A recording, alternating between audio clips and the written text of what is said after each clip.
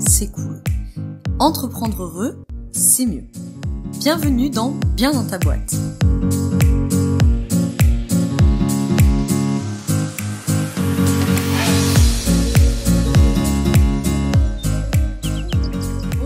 Bienvenue dans ce nouvel épisode du podcast Bien dans ta boîte.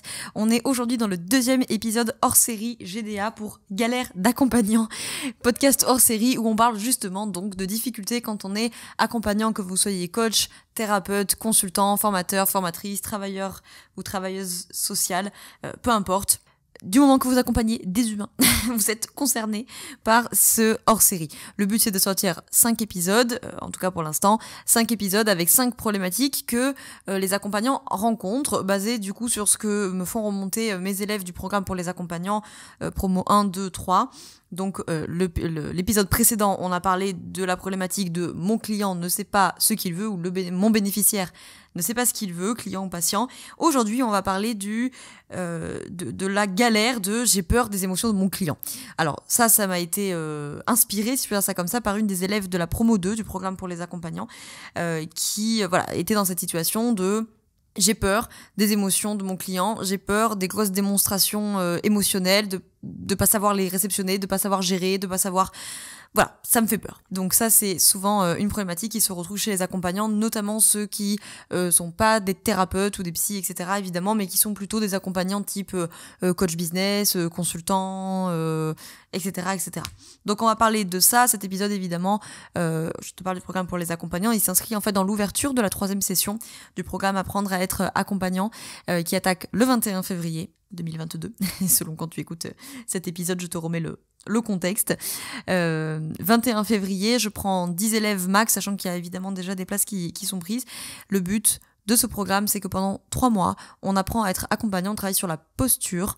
On travaille aussi évidemment sur de l'outillage, mais en bonne partie cette posture d'accompagnant basée sur le fait que les études nous montrent que 80% de la réussite d'un travail d'accompagnement se joue dans l'alliance, dans la posture.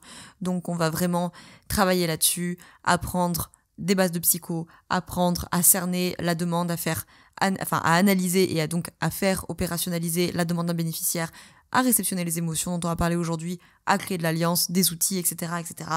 On parlera aussi de psychologie sociale, bref, on parle de plein de choses dans ce programme. Je te mets le lien dans la description si tu veux le découvrir davantage et si tu souhaites réserver ton appel découverte de 30 minutes, c'est gratuit, ça permet qu'on discute en fait ensemble du programme, voir si ça correspondrait vraiment à tes objectifs, si ça te permettrait d'atteindre la finalité qui est la tienne.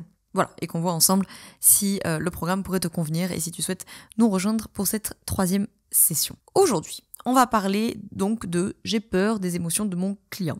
Alors ça, effectivement, c'est un cas de figure, on va dire, que je retrouve beaucoup dans mes élèves promo 1, 2, 3, qui sont des profils coach business, consultants, formateurs, etc., qui à la base ne viennent pas forcément du milieu du bien-être, mais pas uniquement. Je l'ai déjà eu chez des professionnels aussi du bien-être.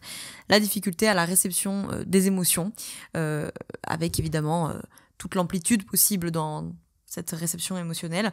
Donc ça, c'est sûr que c'est quelque chose qui est pas simple. C'est pas simple.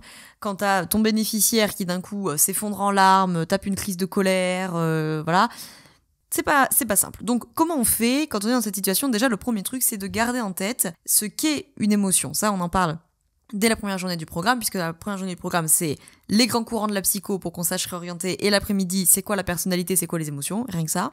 Une émotion, pour faire simple là, parce que je vais pas faire tout un podcast sur l'émotion, on n'a pas le temps, l'émotion, ça vient du latin mouvement.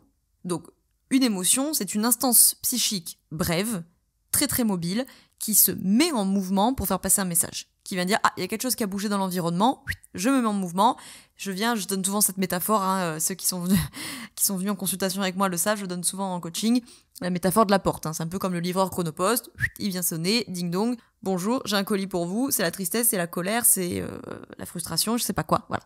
Ça passe un message, la colère. Oui, la colère aussi, mais l'émotion de manière générale, ça passe un message. Donc, c'est ça qu'il faut aussi garder en tête, c'est que quand ton bénéficiaire va amener une décharge émotionnelle importante, parce que généralement c'est la décharge importante qui fait peur, il y a un message. Il y a quelque chose qui s'est mis en mouvement en lui, qui a sûrement réagi à ce que toi t'as dit, à ce que t'as pas dit, à ton langage non verbal, au sujet que vous étiez en train d'aborder, bon bref, à X ou Y stimulation. Ça s'est mis en mouvement et c'est venu faire passer un message. Donc ça, c'est important de le garder. L'émotion, c'est bref, c'est du mouvement. Donc il faut laisser le mouvement se faire. Donc déjà, on ne bloque pas la décharge émotionnelle du bénéficiaire. Il a besoin de pleurer, qu'il pleure. Il a besoin de s'énerver, qu'il s'énerve.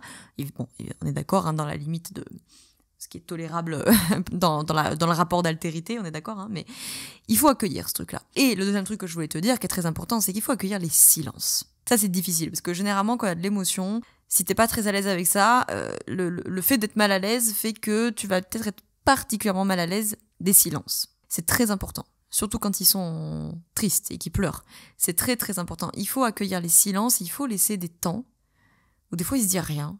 Mais c'est le moment aussi où ton bénéficiaire, il cogite, il processe. Tu lui laisses le temps et l'espace de venir au contact de ce qui est en train de se passer en lui. C'est aussi quelque part ne pas en faire un drame. Tu vois ? Admettons, y a une décharge de tristesse, puis pof, le bénéficiaire, il se met à pleurer. Bon, si toi, t'es là en panique, oh là là, oh là là, oh là là, pleurez pas, qu'est-ce qui se passe, machin. Non mais stop, en fait, c'est pas grave. Pas grave, c'est très bien, au contraire, c'est très très bien. Ça veut dire qu'il n'y a pas d'évitement émotionnel, ça veut dire que les émotions sont en train de s'exprimer, il n'y a pas de blocage, et on le sait, tout ce qui ne s'exprime pas s'imprime, donc je préfère 100 fois qu'ils expriment. Quand ils sont là pour ça. Donc, je sais que c'est difficile, dans la promo 2 notamment, il y avait une coach business consultante qui disait mais moi je me sens désemparée, c'est pas mon métier et c'est pas le lieu parce que nous on vient bosser du business. Oui, bien sûr, mais malgré tout, tu accompagnes des humains. Et ben ces humains, de par leur nature, ont des émotions et puis même si c'est pas le lieu propice à venir décharger la tristesse de d'un problème de couple ou même d'un problème professionnel, mais malgré tout, pour le bénéficiaire, tu restes un interlocuteur d'accompagnement et de la relation d'aide quelque part. Donc, c'est possible en fait que tu aies des émotions qui arrivent ou des situations difficiles. On en parlera dans le dernier épisode de Sorcerie quand il y a des situations traumatiques ou compliquées. Bon, en tout cas, ça peut arriver. Donc, c'est pas grave, c'est juste notre nature d'humain. Donc, on se rappelle ce qu'est une émotion, c'est quelque chose qui se met en mouvement, on laisse la décharge émotionnelle se faire, on accueille les silences, on accueille l'émotion. Il y a quelque chose aussi d'important à dire ici, c'est le grand débat qu'il y a en psychologie, on en parle en journée 3 du programme, sur l'implication versus la non-implication. C'est-à-dire qu'il y a des courants psychologiques, je vais pas rentrer dans le détail aujourd'hui, on en parlera pendant la formation, mais il y a des courants psychologiques qui estiment qu'il ne faut pas s'impliquer. Voilà, qu'il faut être un peu en mode, j'exagère, mais un peu poker face, quoi. Genre, tu t'impliques pas et tu laisses déverser et il n'y a pas d'implication émotionnelle du praticien.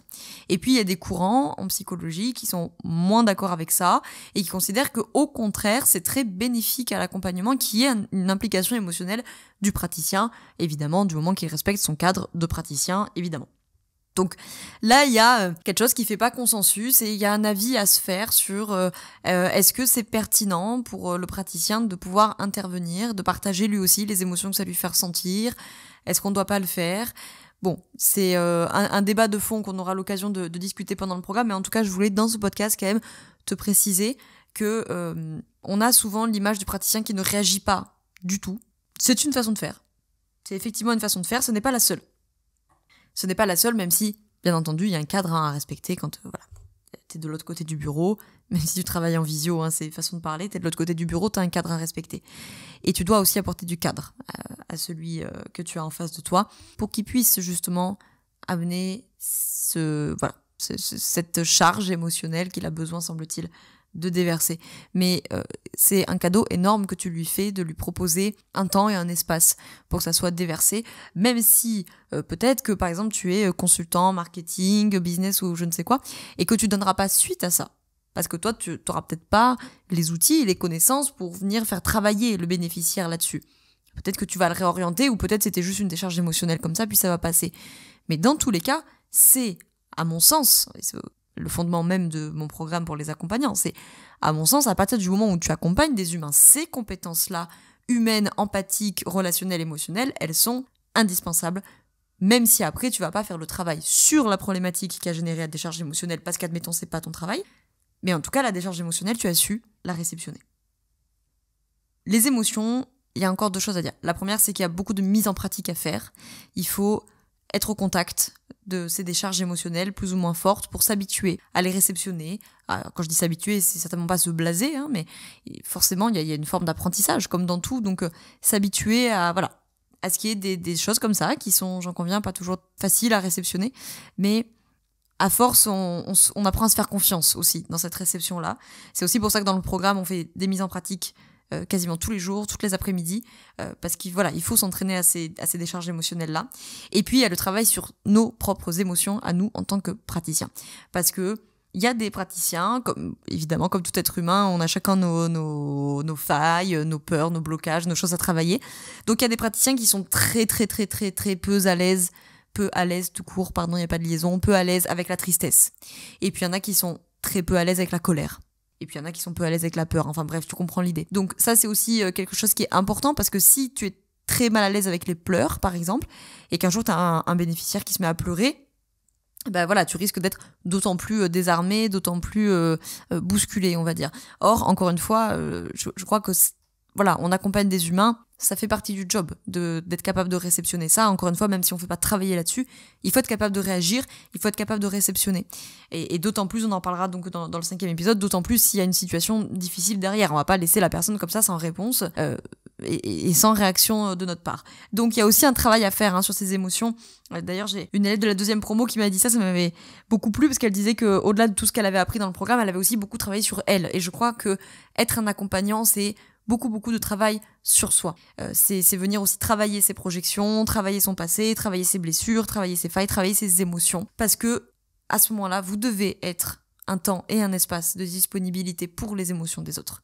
Donc forcément, il faut que vous, le job, vous l'ayez fait de votre côté, sinon vous n'aurez pas la disponibilité pour accueillir vos clients comme il se doit, ou vos patients. Voilà pour ce que je voulais te dire sur cette problématique-là des émotions.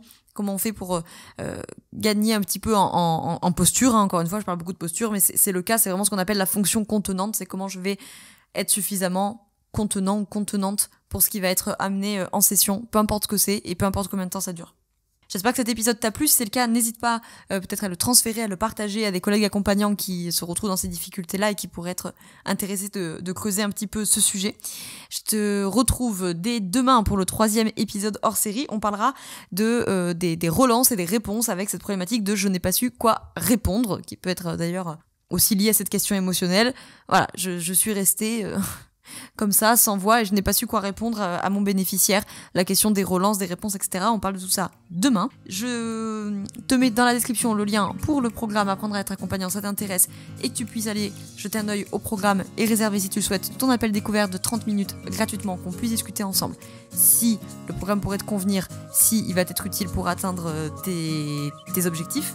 Je te remercie d'avoir écouté cet épisode jusqu'au bout. Je te souhaite une très belle journée ou une très belle soirée selon quand tu m'écoutes. Et surtout, comme d'habitude, je te souhaite d'être bien dans ta boîte. Ciao, ciao.